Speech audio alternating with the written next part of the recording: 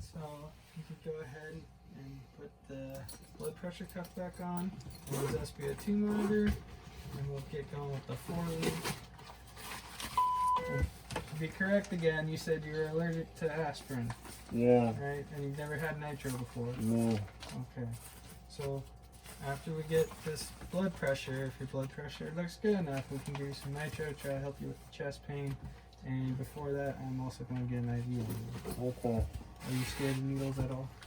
A little. A little? Okay. We'll try to make this nice and easy.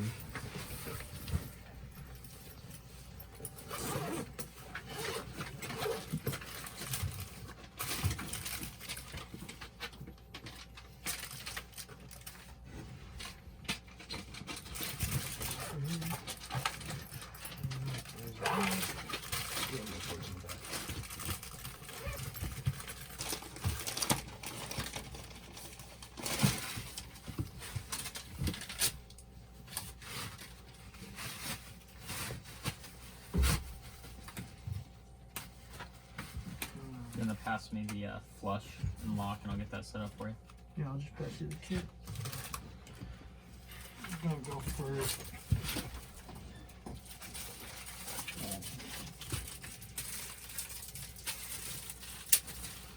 And what are you doing, Caleb? Right now, what I'm doing is I'm just doing a 4 lead. So what I'm going to do is be getting a picture of what his heart is looking like.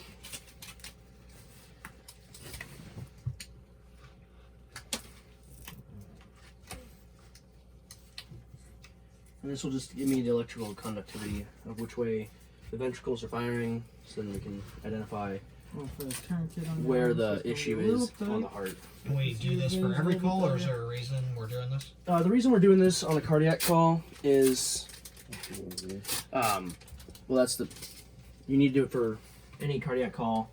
That's because any cardiac call is involving the heart, and you need it to identify where it is, because our treatment will vary depending on if it's a right-sided heart failure, left-sided heart failure, or an MI, or ST elevation. All those are important that we know. Squeeze your hand a few So when we get times to the for me. hospital, the ER staff and the cath lab has as much information as possible, and will actually give us a better chance for our patient. And how do we see?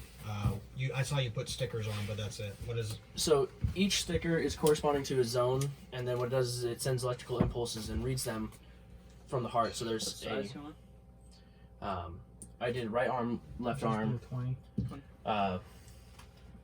Did you already clean right your leg, left leg. Yeah, And what it is if you look here, you can. This is his heartbeat.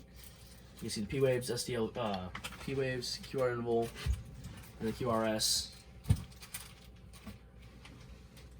You want to grab one? And so you can see all the information. This is just a very brief introduction to it. We can then place a 12 lead on and get a picture based upon every other angle. And with the 12 lead, it gives us a better interpretation of what's happening.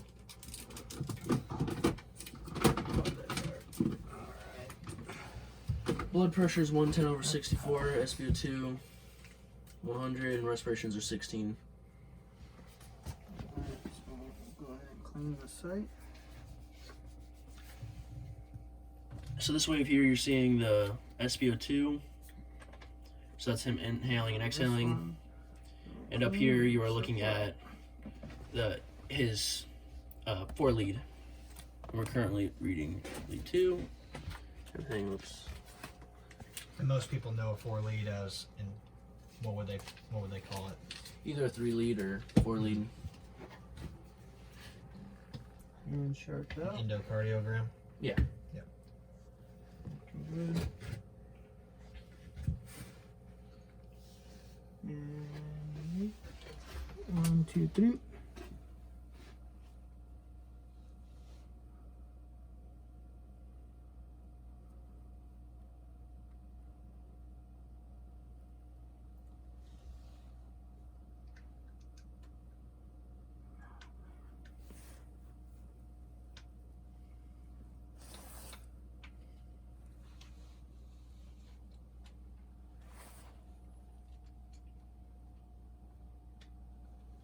And got a flash. Okay, I got your lock and flush over here. You want to talk about what he's doing now, Caleb? All right, so what he's doing now is he's gaining IV access, which means we are putting a catheter, which is just a plastic tubing, into his vein, allowing us to be able to give him medications through a direct IV. So we can give him nitro. Nitro can be given 3 different ways. It can be given through an IV, sublingually, or in the or a tablet. So the reason we need to have an IV on standby for when we're giving a nitroglycerin is nitro is a vasodilator, and what it does is it dilates the veins, and so it opens them up, allowing the blood pressure to lower, and also because when you have a lower blood pressure, your heart rate doesn't have to work as hard. Because if you have too high of a blood pressure, it can lead to strokes and other problems. And so this is a precaution that we take when we have a when we have to give nitro, is to actually give fluids. If the blood pressure starts to tank, meaning starts to go low and into a bad area that we do not want it, we can actually give fluids to help. All right, that wasn't too bad, was it? You're still with us here? Mhm. To help contribute. Awesome. Great. So, now that we have your IV established, Now in this scenario, we'll continue to transport to the hospital, and then upon arrival at the hospital, Meet the injured the emergency room will be waiting for us, and we will transfer care over to them. So next you'll see, we'll simulate that we are now getting to the hospital, and then we'll be transferring care to the ER staff. alright, so we have the hospital. You can go ahead and get this from you so we can get to the hospital's monitors and such.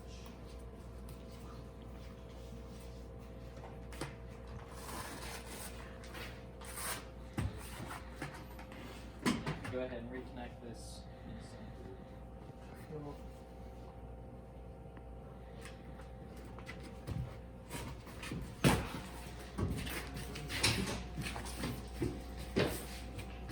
wait for my partner so we can lift correctly. Not hurt ourselves.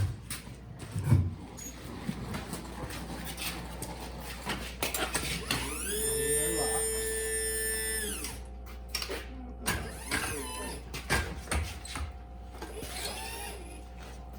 All right, now we'll just transfer care to our simulated ER nurse, who is right behind you. Hello. How you doing today? Oh, good, understand. Okay. So we have one patient, 22-year-old male, plenty of chest pain. It was an 8 out of 10 chest pain, radiates to the left side, down the left arm.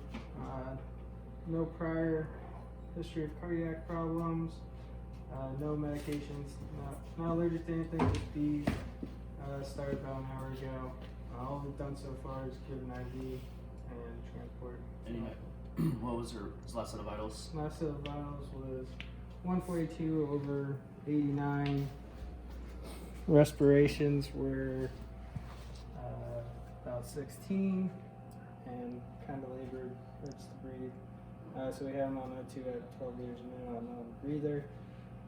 His EKG was normal sinus, and BGL was about 110, and pulse ox was 98 on remand. Oh yeah, we'll take him and we'll move up to trauma 1 for evaluation. All right, so I'd like to thank everybody who helped me for this. That'll conclude our hands-on training portion.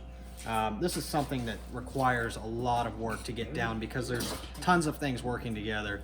So through the course of this training, we've been able to advance the level of care that we can give and ensure that we give out the best we can for our customers. So this is something we always work on. So thank you again, everybody.